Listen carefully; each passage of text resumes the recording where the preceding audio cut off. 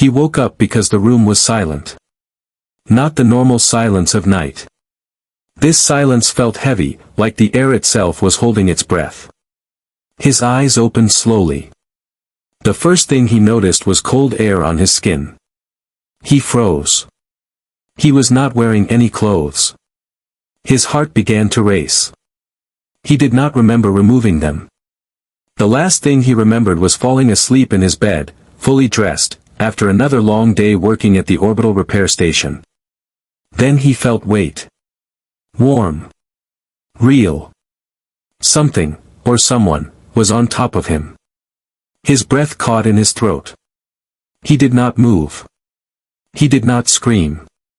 Slowly, carefully, he opened his eyes wider. She was real. She was sitting on his chest, straddling him, her hands resting calmly on his shoulders. Her skin glowed softly, like moonlight underwater. Her hair floated gently, as if gravity had forgotten her. Her eyes were open. And they were not human. They reflected light in strange patterns, like stars moving inside glass. "You are awake," she said. Her voice was calm. Clear. Gentle. But every word sent fear through his body. "Don't move," she added. "I will not harm you." His mind screamed at him to push her away, to run, to fight. But his body would not obey. He tried to move his arms. Nothing. He tried to speak. His mouth opened, but no sound came out. "You are safe," she said again. "Your body is restrained only to prevent panic." That scared him even more that he could feel everything. The cold air. Her warmth. The slow rise and fall of his chest.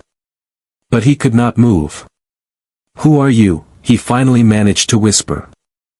She tilted her head slightly, studying him like a scientist looks at a rare experiment.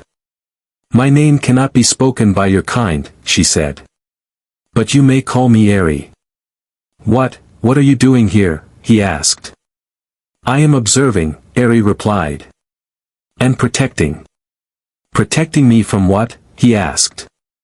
Her eyes shifted, as if she was listening to something far away. "From them," she said quietly. A low hum filled the room. The walls around them flickered for a moment. Symbols appeared in the air, glowing blue and gold, then vanished. His heart pounded harder. This was not a dream. Dreams did not feel this real. Dreams did not leave your skin cold and your fear sharp. "You were selected," Eri continued. "Because you are human." "That's it," he said. "You break into my room, take my clothes off, sit on me, because I'm human." Something like amusement passed across her face. "No," she said. "Because you are this kind of human." She placed 2 fingers gently on his forehead. The moment she touched him, his vision exploded. He saw stars. Not pictures, memories. Massive human ships burning in deep space. Soldiers standing their ground while worlds collapsed. Small human colonies fighting back against impossible enemies. He felt fear. Then anger. Then something stronger. Defiance. He gasped as the vision stopped. "What was that?" he asked. "That is what your species becomes under pressure," Eri said. "You adapt. You fight. You refuse to submit." She leaned closer, her face inches from his. "In my galaxy," she said softly, "that makes humans very dangerous." The room grew colder. "Who is coming?" he asked. Eri did not answer right away. Instead, she looked down at him with something close to sadness. "My people have watched your species for a long time," she said. "We avoided you. We warned others about you." "Warned them about what?" he asked. She looked directly into his eyes. "About what happens when humans are pushed too far." A sharp sound echoed through the room. An alarm. Red light flashed across the walls. Eri's body stiffened. "They have found you," she said. Who has, he asked, panic rising in his voice. The collectors, she replied. They take strong species. Break them. Turn them into weapons. She placed a hand on his chest, right over his heart. I came to stop that, she said. The ceiling above them shimmered and vanished. Above his bed, space opened like a wound. Ships, black, sharp, and massive, hovered silently. They are early, Aerie whispered. He stared up at the ships, fear flooding his mind. What can I do? He asked. I'm just one man. Aerie smiled. That, she said, is what they always think about humans. The pressure on his body vanished. He could move again. Before he could sit up, Aerie leaned down and pressed her forehead gently against his. A rush of warmth filled him. Strength. Focus. Calm. Get up, she said. Put your clothes on. Follow me. What if I say no? He asked. She looked at him, serious now. Then your species loses another future, she replied. Explosions shook the station. Metal screamed. The air burned. He did not ask another question. He moved. And in that moment, as alien ships invaded human space, the galaxy made its first mistake. It chose to touch a human. Before understanding what humans do when they wake up, the station was burning. Metal walls shook as explosions rolled through the corridors. Red lights flashed like a warning heartbeat. Alarms screamed in every language known to humans, and some not known at all. He ran. His boots hit the floor hard as he followed Aerie through the smoke-filled hall. She moved fast, faster than any human should, floating just above the ground when the floor broke apart. Left, she said. He trusted her without thinking. They turned just as the corridor behind them collapsed into fire. What are those things? He shouted. The collectors, Aerie replied. They do not kill unless needed. They prefer to capture. That did not make him feel better. Ahead, the air twisted. 3 shapes stepped out of thin space. Tall. Thin. Their bodies looked like black glass, broken by glowing red lines. Their faces had no eyes, only a single opening that pulsed like a breathing wound. Collectors. One raised its arm. The air pressed down on his chest, trying to crush his lungs.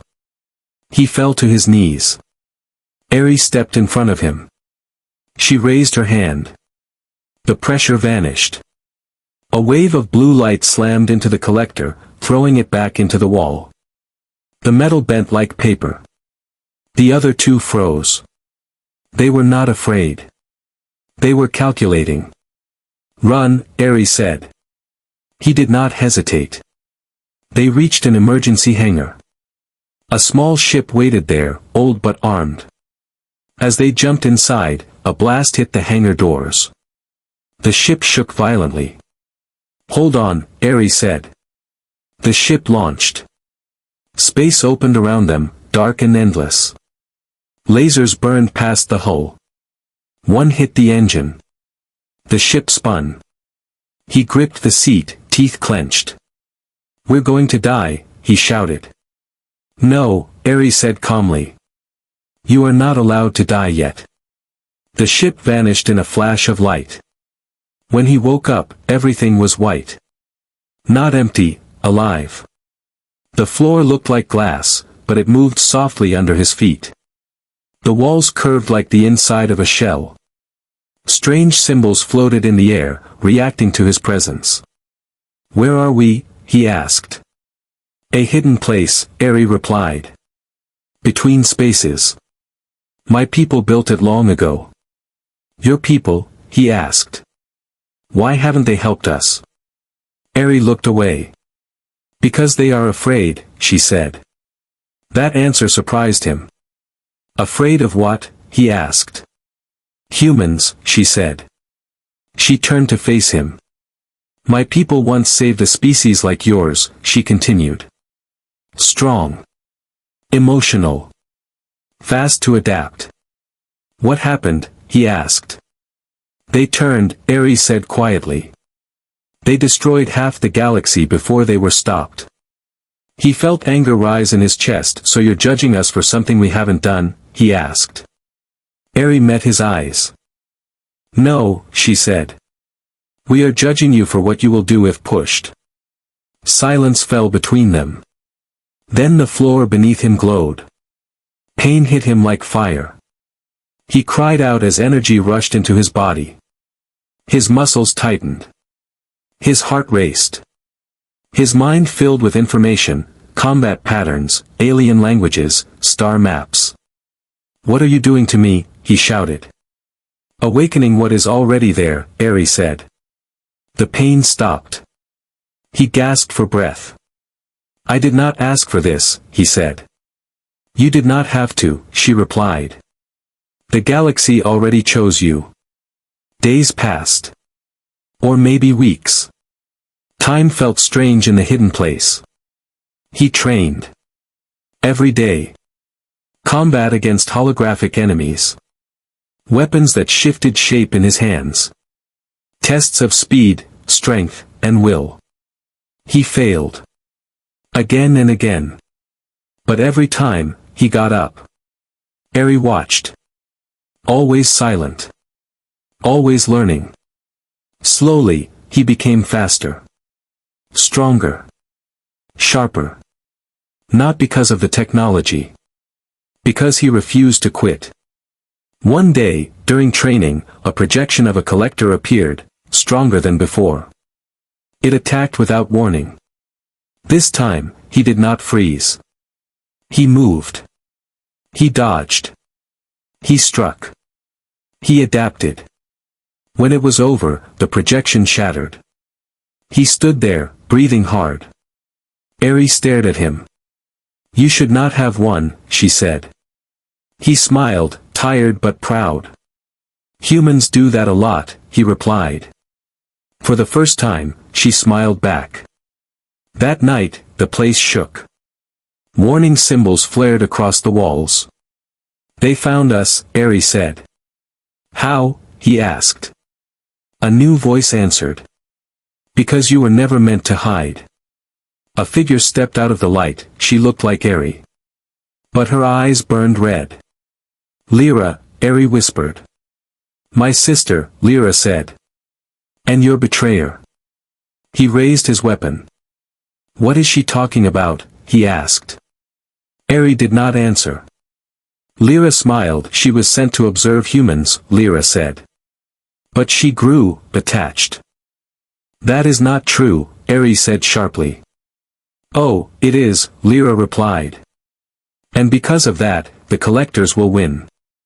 Ships appeared outside the hidden place. Thousands. Why? He asked Ares. Why didn't you tell me? Because I needed you to trust me, Ares said. And I needed to believe you were different. The hidden place began to collapse. There is only one way out, Ares said.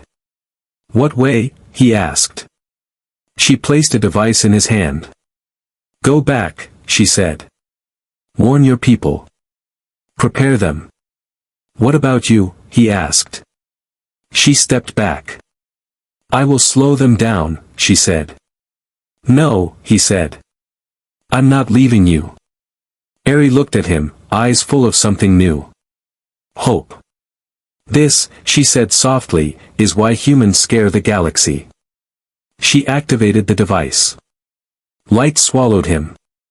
As space tore open around him, he heard Ares' voice one last time. Show them what humans become when betrayed. He vanished. And far away, on a small blue planet called Earth, alarms began to sound. Earth changed in 6 months. Not slowly. Not quietly.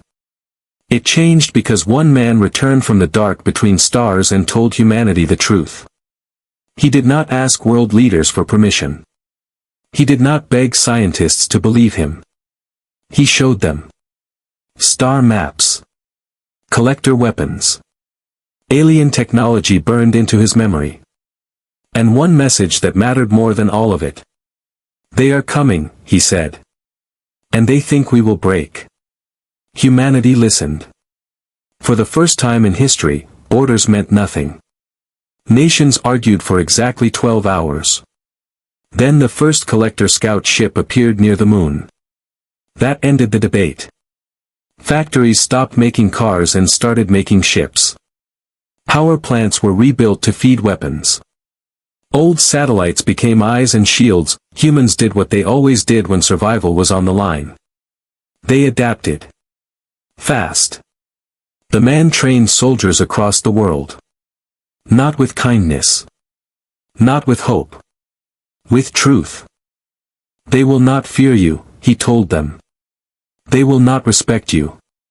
So stop trying to scare them. What should we do instead? A general asked. He smiled. Outthink them, he said. Outlast them. And when they underestimate you, hit them where it hurts. The collectors arrived in force. Their fleet filled the sky like a moving night. They sent one message to Earth. Submit. Be harvested. Resistance is inefficient. The reply was short. A single human voice transmitted across space. We do not submit. Then Earth fired. Not blindly. Not with rage. With planning. Collector ships began to fall. Not many. But enough. The collectors paused. They had never paused before. Confusion spread through their network. Humans used that moment. Small ships. Fast ships. Piloted by humans who had trained without sleep, without rest, without fear. They attacked supply lines. Communication nodes. Weak points no one bothered to protect. Because no species had ever been brave, or stupid, enough to try. The galaxy watched. And for the first time, they whispered the word humans had earned. Dangerous. Far from Earth, in the ruins of the hidden place, Eri fought. She was wounded. Weak. But alive. Collectors surrounded her, their forms glowing red with calculation. You failed, Lyra said, stepping forward. The human will die. His kind will fall. Eri laughed. It shocked them. You still do not understand, Eri said. Humans do not need us to save them. Lyra raised her hand. End this, she commanded. Eri closed her eyes. And smiled. Because she felt it. A change. Across the stars. The collectors screamed. Not in pain. In error. Their systems flooded with chaos. Human code. Human logic. Unstable. Creative. Impossible to predict. Eri opened her eyes. He taught them, she whispered. Above Earth, the final battle began. The collectors sent their greatest weapon. A living ship the size of a city. It moved like a god. Earth's weapons barely slowed it.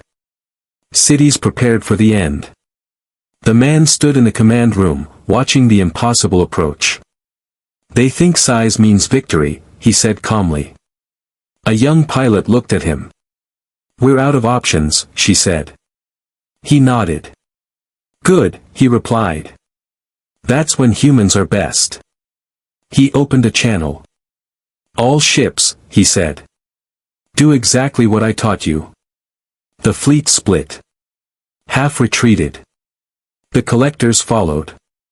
The rest flew straight at the living ship. Too close. Too fast. The living ship fired. And missed. Because humans did not fly like machines. They made mistakes. On purpose. They crashed ships into weak points. They boarded the enemy. They sacrificed themselves to open paths for others. Inside the living ship, the man walked through fire. He reached its core. A living mind. Cold. Certain. You cannot win, it said. He placed his hand on the core. We already did, he said. He uploaded something new. Not a virus. A story. Human history. Every war. Every loss. Every time humans stood back up, the living ship screamed. It did not understand suffering. But now it felt it. The ship collapsed into itself, burning out of the sky. Silence followed. Then cheering. Earth survived. But the war did not end. It changed. Across the galaxy, oppressed species watched the battle. And learned. They learned that the collectors could bleed. They learned that humans could teach them how. Rebellion spread. Collector worlds fell. One by one. Lyra watched her empire collapse. She found Eri again, chained but smiling. This is your fault, Lyra said. Eri nodded. Yes, she said. And I would do it again. A collector blade rose. Then stopped. A human voice echoed through the chamber. Step away from her. Lyra turned. The man stood there, older, scarred, but unbroken. You crossed the stars, Eri whispered. He smiled. Told you, he said. Humans don't leave their own behind. Lyra backed away.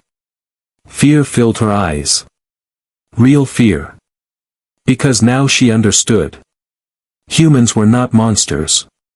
They were worse. They were hope with teeth. The war ended. Not with silence. With warnings. Across the galaxy, a new rule spread. Do not hunt humans. Do not threaten humans. And never, ever underestimate humans. Because if you wake them, they will change everything. Eri stood beside him, watching a free galaxy rise. What will humans do now, she asked. He looked at the stars. What we always do, he said. Protect what's ours. And for the first time in history, the galaxy felt safe. And afraid.